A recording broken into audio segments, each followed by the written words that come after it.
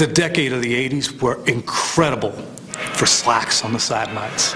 Stabby Ivy. Stabby Ivy. Think about it. They all had the slacks and sweaters. Think of the sweaters that they rolled out for big games. The haberdashery was to be contended with.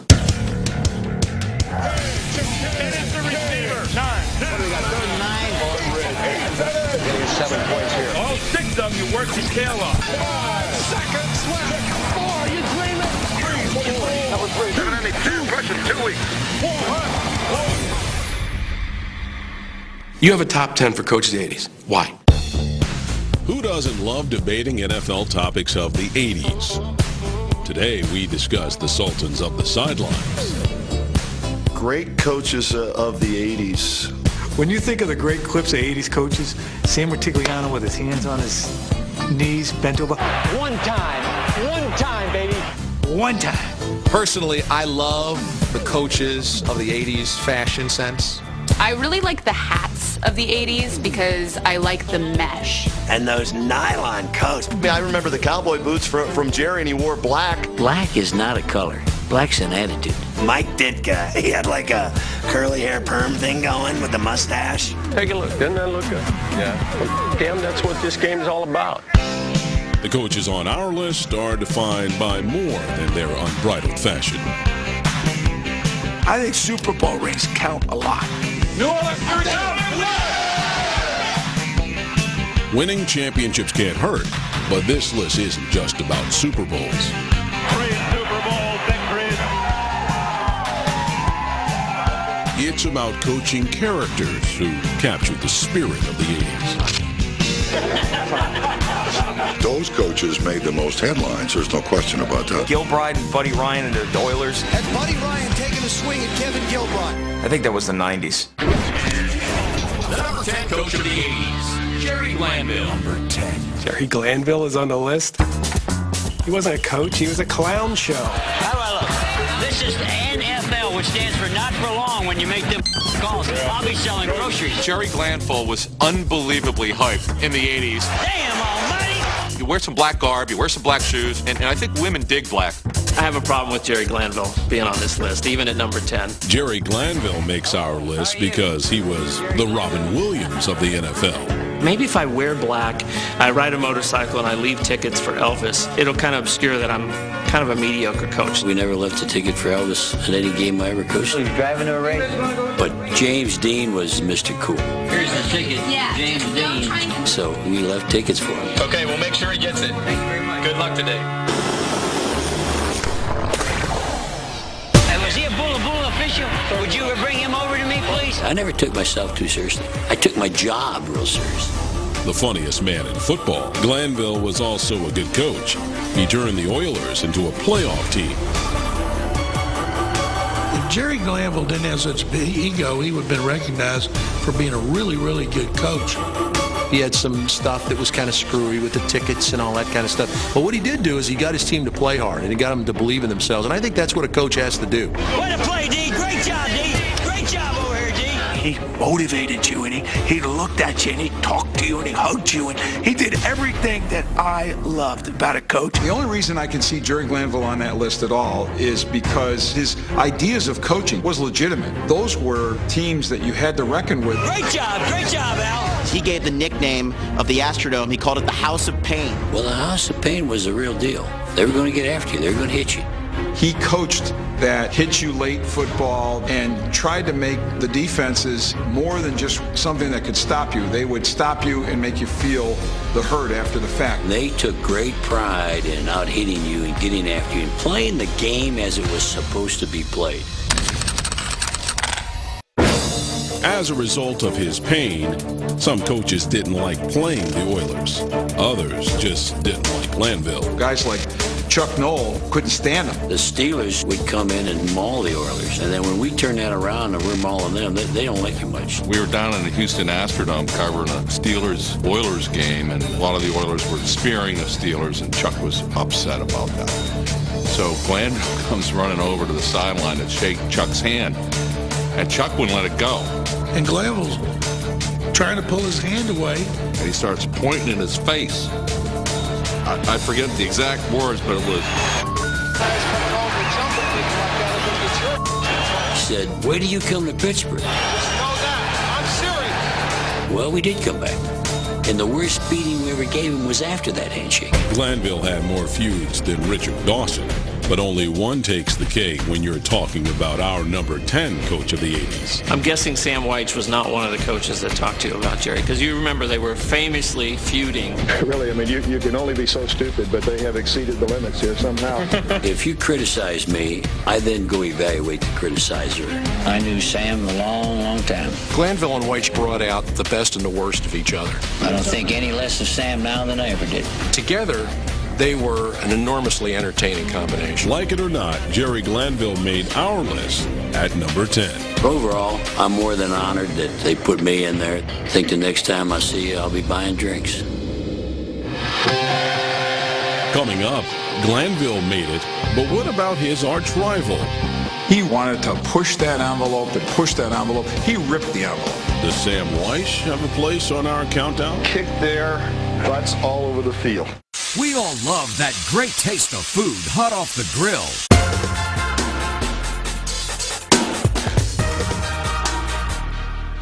Chuck Noll belongs on this list. During the 1970s, Chuck Noll won 4 championships while establishing one of the greatest dynasties in NFL history. And the Steelers stand atop the pro football world tonight. He does win his final Super Bowl in January 1980.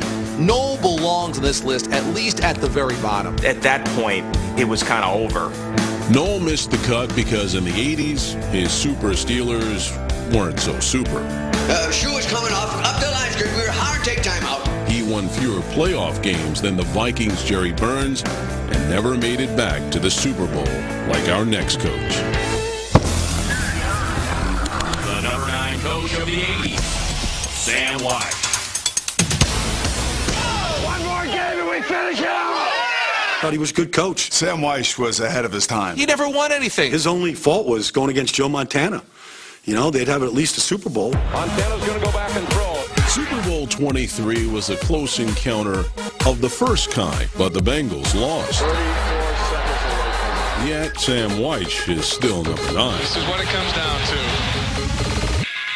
His Bengals won 2 divisional crowns and won 3 playoff games. The Bengals of that era in the late 80s, Fake Blazer, box 2. they were playing chess, and the rest of the league was playing checkers. First nickel, 3rd and 5. We got the JB flat. Sam was on the cutting edge in terms of football genius. There's no question about it. Attack, attack, attack, attack. He would do things that forced the competition committee to rethink the rules. Let's go, attack, attack, set alert, set alert. Obviously, the no huddle. He had the sugar huddle, which is, a huddle like 5 yards from the line of scrimmage rather than the conventional huddle. The no huddle, the refs really did what they could to give the defense a chance. Check 61. Because Sam wanted it up-tempo, faster all the time. Hurry up, move. And Boomer could handle all the calls at the line. If you didn't have a quarterback who understood what Sam was trying to get done, Denver Tom. we could have never ran it. Bubble draw. We had to go through these whole gyrations. Then we finally cut it down to its really simplest form, and that's when we were at our most effective. Marv Levy tried to get the NFL to outlaw it before the AFC Championship game. You better be on, baby. I mean, it was down to the day before the game whether the Bengals could use their no huddle or not. Drove Marv Levy crazy. But thanks to Sam Wyche, Marv Levy says, you know what? If you can't beat him, join him. And he comes up with the no huddle attack that was Buffalo's ride to those Super Bowls. Wyche's teams were winners, but our number 9 coach made just as many headlines off the field as he did on it. Careful what you say to the media. Don't have any comments that you make now that you'll regret later. In Cincinnati, it was constant firestorms. I don't want to hear any of you guys ever talk about our fourth quarter play again. People in Cleveland, I don't think they liked him at all. Well, the next person that sees anybody throw anything onto this field, point them out, or get them out of here. You don't live in Cleveland. But people in Cleveland hated me more. Wyche and Glanville had a lot in common. Despite their ongoing feud, both made enemies and both made our countdown.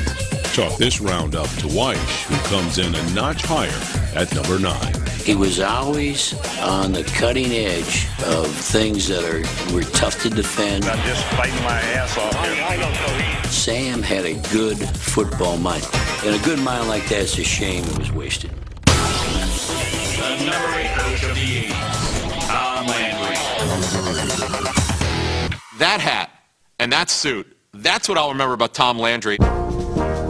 I love the fedora. The fedora sticks with Tom Landry. It's the coolest thing ever. Put a hat on it. That would have been his motto. Duh, the fedora. Enough of the fedora. The fedora in the shadows. The fedora on the sideline. Enough already with the fedora.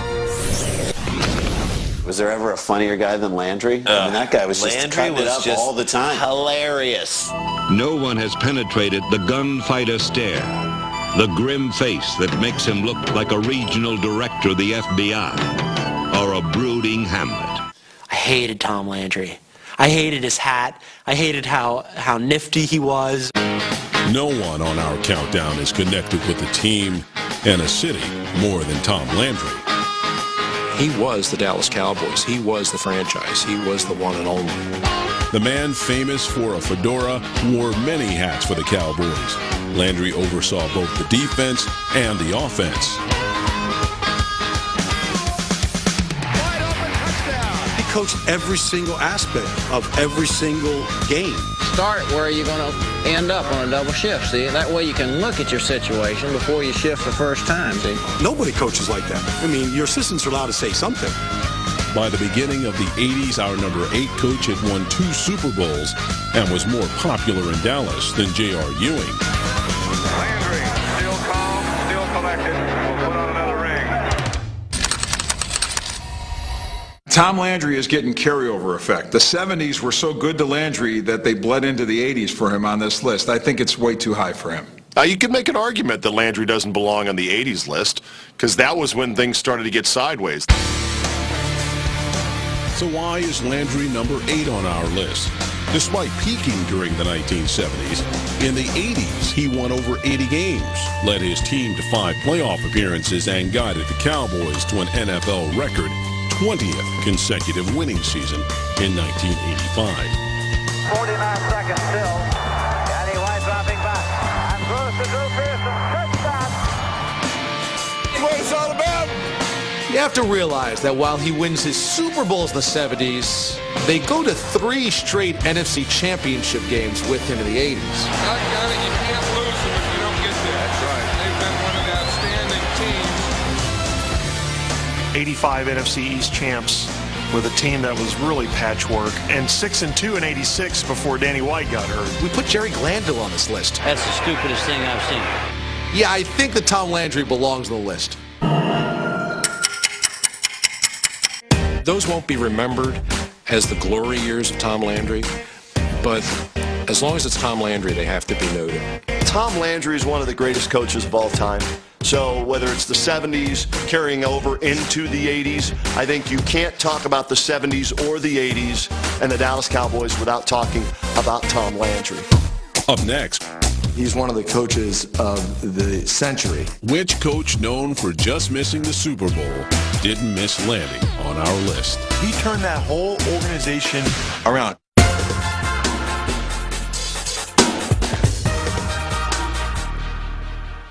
In the 80s, Chuck Knox turned the fledgling Seahawks into playoff contenders. Whoa, Chuck Knox didn't make the list? Only 2 coaches won more games during the decade than Chuck Knox, but he gets lost because he coached in the small markets of Buffalo and Seattle. On behalf of Air Coryell, welcome to San Diego. In the early 80s, nothing charged up San Diego like Don Coryell's offense. It's absurd that you don't have Don Coryell as one of the coaches of the 80s. He's one of the coaches of the century. What's absurd is CBS canceling San Diego's own Simon & Simon. Before that, Air Coryell logged more miles than Airwolf and scored faster than Magic's Showtime Lakers. Goes in the end zone. Touchdown, Helen Winslow. Coryell misses our list because he flamed out after his 3rd losing season of the decade in 1986. About the same time our next coach began to peak. 7 coach of the 80s, Marty Schottenheimer. There's a gleam, men. There's a gleam, men. I see a gleam. There's a gleam. You gotta have a gleam. Let's get the gleam, all right? Let's go. How do you get the gleam? What is the gleam? The gleam coming off the helmet? I gotta get that, I gotta grab that? It's the gleam off the Lombardi Trophy. When a team gets handed that Lombardi Trophy, I always look for that gleam of the lights that are going off the thing. I know exactly what he's talking about. The problem was the gleam speech apparently never came out in the playoffs. Number 7. Top coaches of the 80s. Marty's at 7. Nah, that's about right. Marty Schottenheimer won in Cleveland. If you can win in Cleveland, you get double credit. A win in Cleveland equals 2 wins anywhere else. The reason that he also belongs on the list is the glasses. I mean, the Coke bottle glasses are absolutely amazing.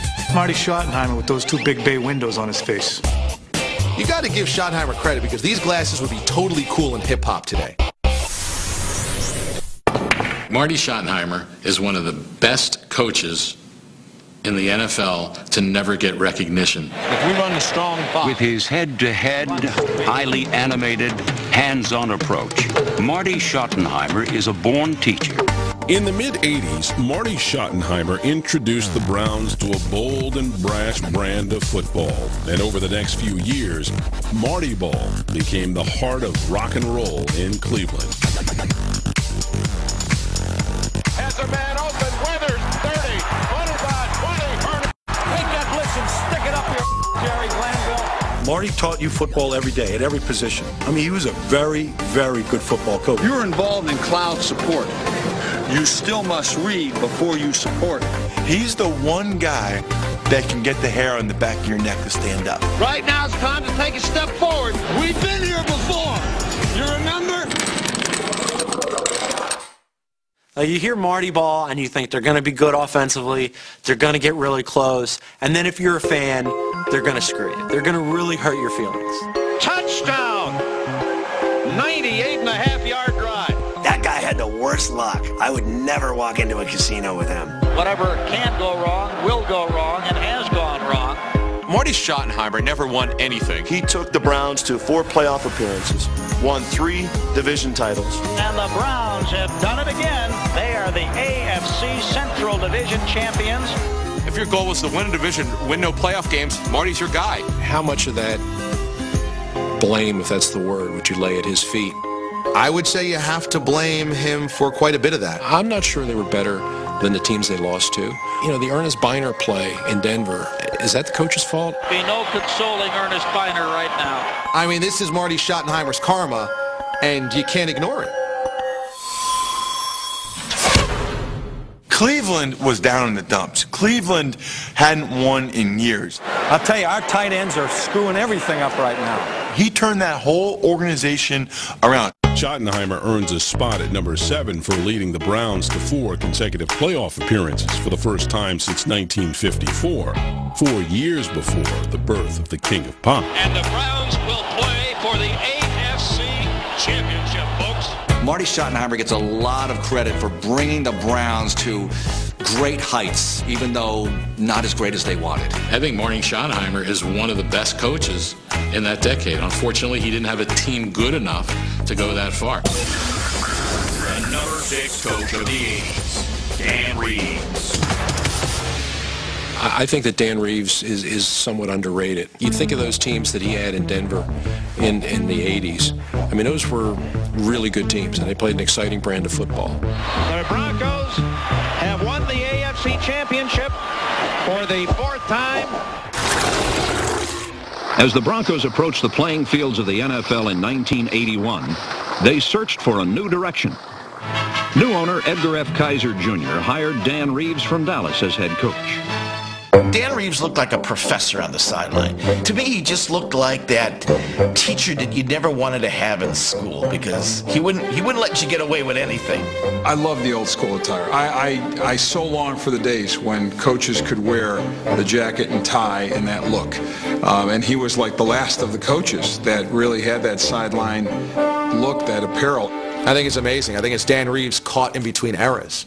He is a product of the 60s and 70s when he wore a suit to the sideline. like Tom Landry. And then he's getting into the 80s, where it's getting a little bit more loosey-goosey. But he still can't go all the way. So he's got to have the suit jacket, but also the sweater underneath. Now that's classy. Okay, men, games like this won by great plays, by great individuals. We got a bunch of them on this team. Let's make sure we're going hard to get them, all right? Let's get after it. In the early 80s, Dan Reeves transformed the defensive-minded Broncos into an offensive juggernaut. Reeves' new wave approach carried Denver to the top of the AFC as Sundays became fast times at Mile High. Sewell in motion, pitch winder, reverse to Sewell, pitch back to Elway on the flea flicker. Long throw for Vance Johnson at the goal line, leaping catch, touchdown, what a play! Reeves finished with 91 wins in the decade, and he is the only coach on our countdown to lead his team to 3 Super Bowls in 4 years. So why does he get stuck at number 6? Look, Reeves deserves credit for getting to 3 Super Bowls with the Broncos, but they get annihilated in every one of those games. They're never in those games. They lose 39-20 to the Giants, and that's the closest Super Bowl they had under Reeves. They give up 35 straight points in the second quarter to the Redskins in '87. Touchdown, Washington Redskins! In '89, 55-10. There's something there for Reeves that you have to criticize. If you look at his record, look at the number of games that he won, how consistently he won, he's won a lot of big games and taken a lot of, I think, fairly average teams great distances. And I think he belongs higher in the minds of most football fans among the really good coaches in the modern era. He's the only person that I know that Bill Parcells called coach. Coming up, which coach gets all the respect and a spot in our top 5? Get it in, good job. Touchdown, Phillip Rivers, called his own number.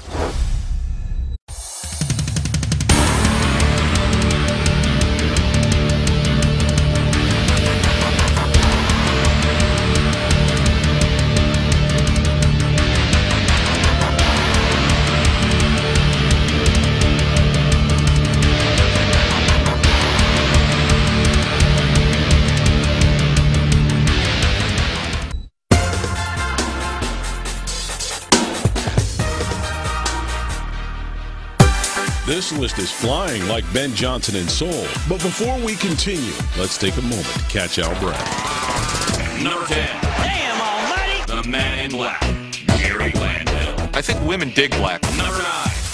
Careful what you say to the media. Sam White is never at a loss for words. In Cincinnati, constant firestorms. Number 8. Tom Landry, a coach for any decade. As long as it's Tom Landry, they have to be noted. Number 7. There's a gleam! Marty Ball can't hit the gleam in Cleveland. The Gleam speech apparently never came out in the playoffs. Number 6. A mile high isn't high enough for Dan Reeves. I just didn't understand what would go wrong. And now, the number 5 coach of the 80s, Don Shula. I think he's a guy that was the best coach of the 70s. I wouldn't call him a coach of the 80s. He's the all-time winningest coach. Now, I know that happened in the 90s, but a lot of those big wins came in the 80s. Don Shula coached in 4 decades. In the 80s alone, he won 94 games.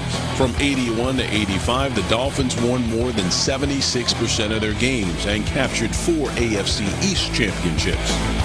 You see that? He's the dean. You gotta call it! Don Shula, to me, was basically Frank Sinatra. Wouldn't he be like the coolest guy to go to a steakhouse with? He's got his own steakhouse. Like, he'd probably be at his own steakhouse at a quarter, smoking a cigar, talking to some beautiful women. There's so many things about Don Shula that are underappreciated. To me, with Don Shula, it's the little things. We need a drive on offense. We need a drive. We got to put it together. We got to start running with the ball, pass protecting, making plays. Next time you see a coach waste a timeout or do something that makes you want to pull your hair out, close your eyes and think about how many times you remember Don Shula's teams doing that. Probably 0. Where's Andrews? Get the hell in there! 36 years. That's how long our number 5 coach's been at the helm of an NFL team. He coached a perfect season, He has 2 Super Bowl titles and won more games than any coach in NFL history. Don Shula is one of the most fascinating coaches because of his ability to endure over a long period and not get burned out on the game. Shula is the example that I always use when I talk about good coaches adopting their philosophy to the talent they have. He took about 2 steps back toward the ball. The 1970s Dolphins define an era that is basically dead now. I mean, nobody runs 2/3 to 70% of the time. Don Shula had to go to throwing the ball and eventually realized, okay, I need a magic kind of a passer. The Dolphins select quarterback Dan Marino of Pittsburgh. He went from having the most prolific and dominant running game of the 70s to the most prolific and dominating passing game of the 80s. Marino going deep upfield, touchdown! Coaching isn't just on Sunday. Coaching is Monday through Saturday. Everything we do is for a reason. So is Don Shula one of the great Monday through Saturday coaches of all time? Absolutely. Mid-season, Earl. Okay, babe. Is he one of the great Sunday coaches of all time? Absolutely. You put those 2 things together, we're going to have a team that has a chance to win almost every time it sets foot on the field. The number 4 coach of the 80s. Hire Mike Ditka. 4. Coach. Mike Ditka was a hot mess. Polish sausage. He was bigger than life. Fierce. He was as Chicago as a deep dish pizza. Ditka.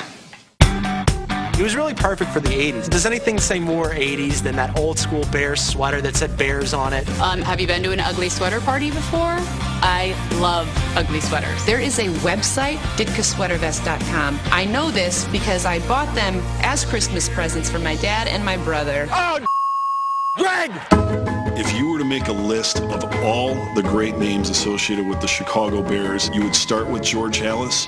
Number 2 on that list, without question, is Mike Ditka. Man, this is what it's all about. I mean, people are getting snot knocked out of him out there. That's a good football game. He's got the awesome Chicago accent. He's bold and he's brass and he's got the slick back hair. You wanted that much?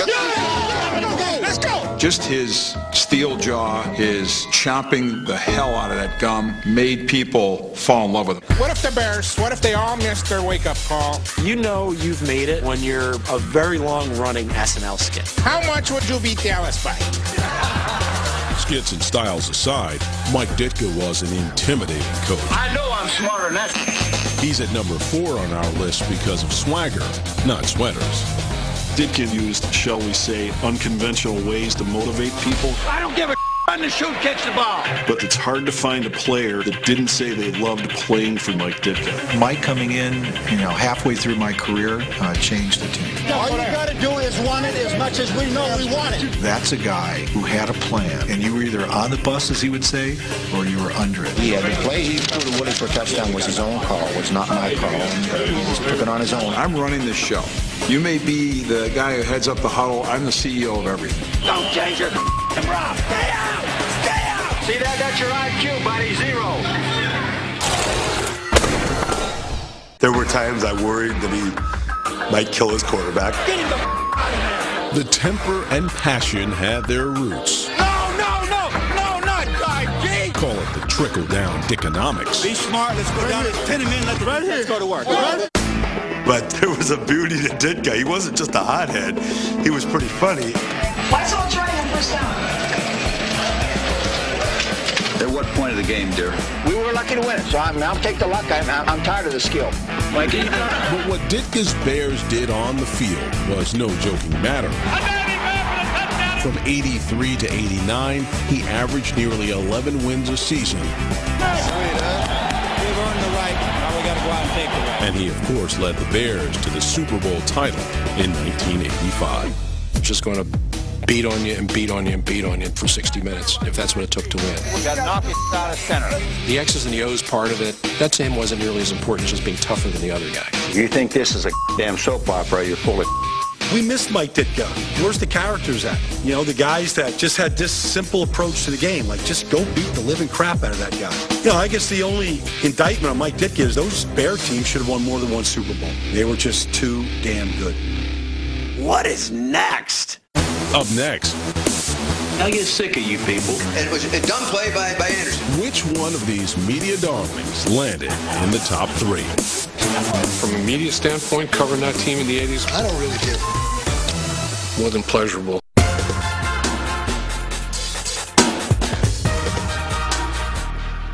We got a long way to go. We got a lot of work to do. We're close, and close don't mean and you can put that on TV for me. In the 80s, Jim Mora led the Saints to their first winning season and their first playoff appearance. But for all his great feats, he was known more for sticking his foot in his mouth. We just got our ass totally kicked. We couldn't do diddly poo offensively. In the late 80s, everyone knew who the boss was in Philly. I told you 2 years ago that I'm the coach of the team. I'll decide who plays, when they play, where they play. Under the command of Buddy Ryan, the Eagles won a lot of fights, but they never won a single playoff game. Who goes to the penalty box? Yet neither Mora nor Ryan could match the combination of quotability or success of our next coach. It's unbelievable. You know, that's why sometimes I call you guys commies. That's why. It's that stuff right there. There it is. Subversive from within, even when it's going good. The number 3 coach of the 80s, the tune-up, Bill Parcells. Here comes Harry Carson now.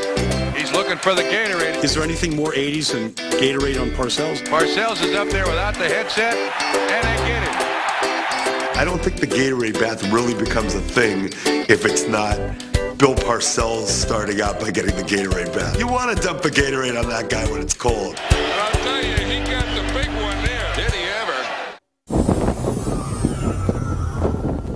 Parcells was the 80s. He got his chance to coach in the 80s. He dominated the 80s. In 1983, New York got a new head coach and a new sense of fashion. That horrific Bill Parcells sweater that he had that was about 2 sizes too small. I don't want to knock the guy because he's a legend. I love the really shiny windbreaker that said Giants across the back. But most importantly, I love the flowing silver locks. There's not a lot of coaches that would do that. Little Madison Avenue of Bill Parcells back in the 80s. He was feeling it, growing out that hair a little bit. I liked it. Hi, I'm Bill Parcells, the head coach of the Giants. Parcells found New York to be a tough fit. After a rough first season, tuna became an endangered species in the Big Apple. He takes over a football team, goes 3-12-1. The New York Giants are in the midst of a pathetic season. What about Coach Bill Parcells? Is he secure for next year? We would have been deprived of meeting Bill Parcells had he gone quietly into that good night of coaching. But before the season in which the Giants revived themselves, he said, screw it. If I'm going to get fired, I'm going to get fired being me. Oh, I got to start this over. Okay. Tell that undisciplined center we got to get his head out of his ass. Let's get this operation moving. Shut up. Time out. An edgier Parcells took the Giants from less than 0 to head of the class in 3 years. It was the biggest career turnaround this side of Robert Downey Jr. and earned Parcells a spot in our top 3. Intercepted. Here goes Taylor down to the 20. 10.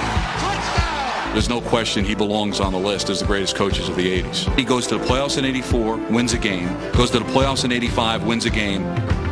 Goes to the Super Bowl and wins in 1986. How does he feel, John? I'll tell you, he feels great. This is as good as it gets. So when you combine all of that, he deserves to be in the top 5 without question.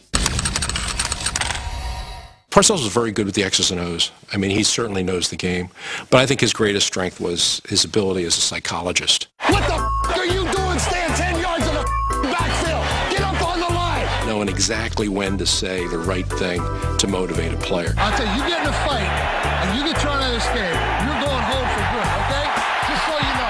Yeah, I don't know how many coaches would be able to handle the personalities in that Giants locker room. Everyone talks about LT, but Phil Simms was no easy personality either. Hey, Phil, I'll run the game. I don't know who you're sending in. I'm sending goal line in, Well, somebody give me something. Okay. I ain't got time to make a call. These are all huge personalities in the 1980s, yet Parcells got the most out of these guys, and they loved playing for him. Hey, fellas, this is what you work all off season for.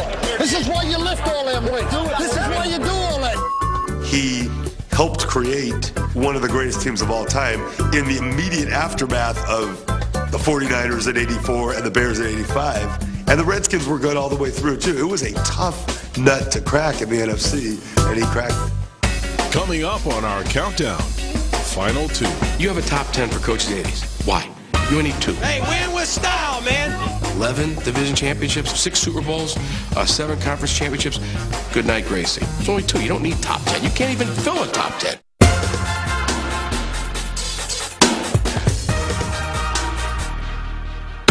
Nothing on our countdown generated more debate and outrage than the omission of the 2-time Super Bowl winner, Tom Flores. How is Tom Flores not on the list? I mean, it's ridiculous. I sense an anti-Raiders agenda here. I hate the Raiders, so anytime the Raiders don't get any recognition, I'm all about that. So leave Tom Flores the hell out of here, yeah. I don't understand that. Why is he not on the list? I think Tom Flores was so low-key that he sometimes gets lost. It was almost as if, well, there's Al Davis and the Raiders. Oh, and by the way, Tom Flores is coaching the team. While Flores won 74 games, he had as many losing seasons as division titles and could never escape the shadow of Al Davis, even though he beat our next coach in Super Bowl 18. The number 2 coach of the 80s, Joe Gibbs. This is an example of PR winning over substance. How does he not become number 1? Touchdown, Washington Redskins. Won a Super Bowl with Joe Theismann. Went to a second Super Bowl with Joe Theismann. Nothing against Joe Theismann, but he's not Joe Montana. Joe Gibbs may have topped the Casey Kasem countdown, but he's number 2 on ours. He coached all but 1 year in the 1980s and 16 seasons in all. His most impressive accomplishment? Ask anyone. He won 3 Super Bowls. 3 Super Bowls. 3 Super Bowls with three different quarterbacks. I am in a state of ecstasy. Joe Gibbs is not just the best coach of that decade. Joe Gibbs is probably the greatest coach of all time, period, because he is the one guy who was able to coach past the quarterback position. He could win whoever the quarterback was. And he realized, I want my quarterback standing up when the game's over. His quarterbacks were guys that maybe somebody else didn't want, but the quarterback with him said, guess what? I'm not getting knocked down. If you had a Ferrari and you put a Pinto engine in it, it's not going to do anything. So he focused on the offensive line. Oh, my goodness, what a run. See, everybody always said a different quarterback, but it was different running backs also. Touchdown, Joe Washington. But you had that same offensive line. The transmission and the engine is the offensive and defensive line. If you get that first and solidify that on your football team, your team is going to be great. He's got Orr wide open. Gibbs' teams of the 1980s won 69% of their games. They won 4 division crowns, 3 conference titles, and 2 Super Bowls. Where's Ricky Sanders? And yet, they weren't loaded with Hall of Famers. We had oddballs. Not over to the fat lady sing. We had guys that were freaks, and yet he could deal with it in a manner in which a lot of guys, their ego wouldn't have allowed them to. Proud of all of you, proud of all of you, man. He really understood that the game wasn't necessarily about stars, but it was about team. I don't play my 11 best. I want to play my best 11. How did Joe Gibbs get that much talent out of those guys? Would look at their personnel and think, how are these guys winning Super Bowls? And then on top of that, then he left and went and created a successful NASCAR team. Like, what can't Joe Gibbs do? I have a feeling if Joe Gibbs was a businessman, he would have created Apple. The guy was like a rock in every situation, whether he was 0-5 or whether we won a Super Bowl. I went 0-5 with him our first 5 games. He didn't extend our practices. He didn't start cursing and hollering. Nothing changed. Very analytical. That's how he motivated the players, through intelligence. Let's hit it rolling now. Let's earn this thing today. Nothing gets away from us. Let's earn it today, okay? When a coach can make people believe in what you want them to do, even if they don't want to do it, that's the sign of a great coach, and he was that guy. Up next, we say goodbye to the 80s and hello to its greatest coach. He's number 1. It's not even close. He is the top coach of the 80s. No ifs, ands, or buts about it.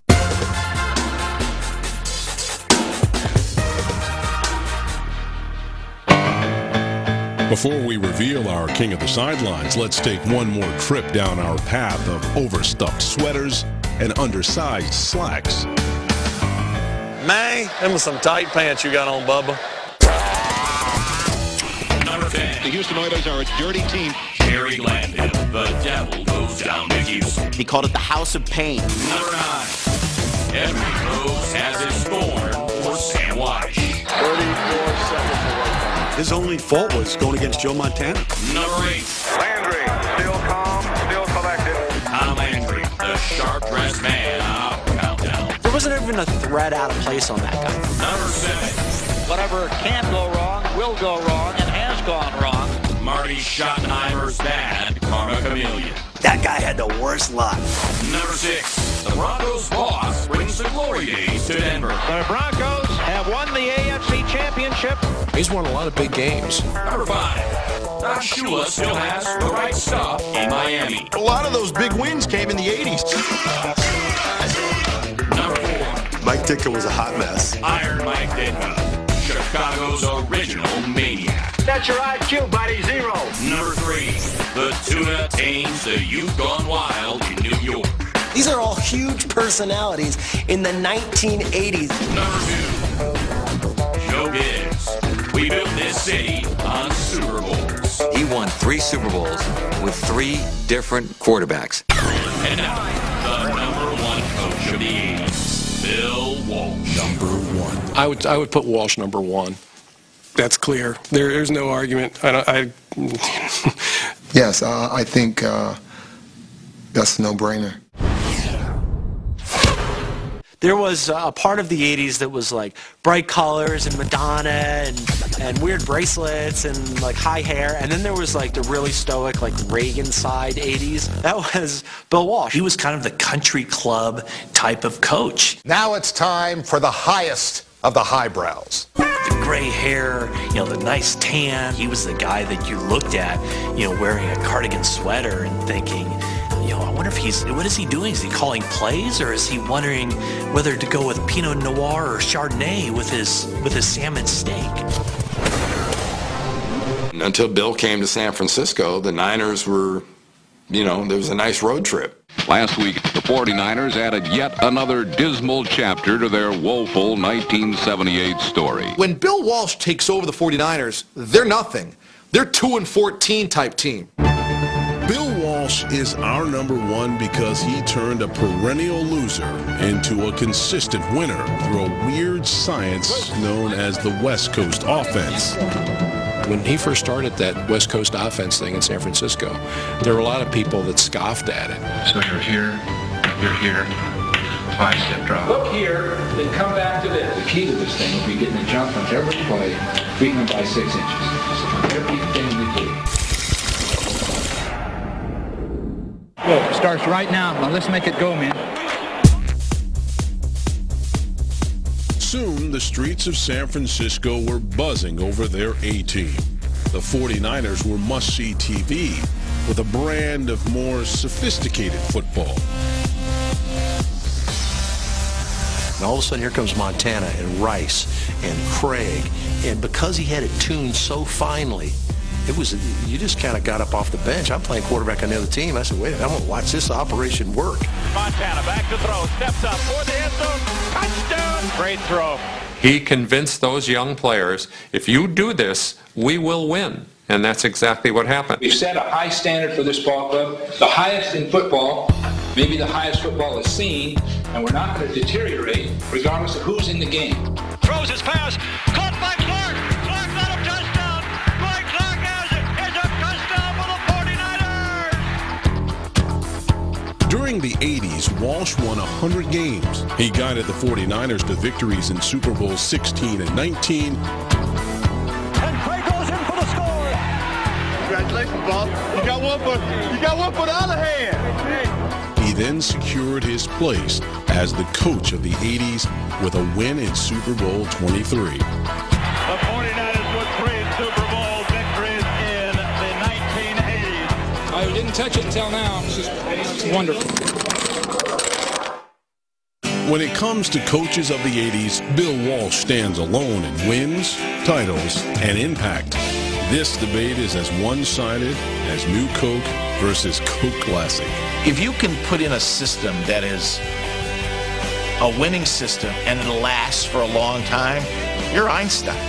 So I look at Bill Walsh as the Einstein of the 1980s in the National Football League. You're never going to beat Bill Walsh. It's impossible. You might as well just give up. He's number 1. It's not even close. He is the top coach of the 80s. Emotional moment right now with the coach down here. forget about everybody else. Bill Walsh is number one. Have I made it clear that Bill Walsh was number one in the 80s? He is.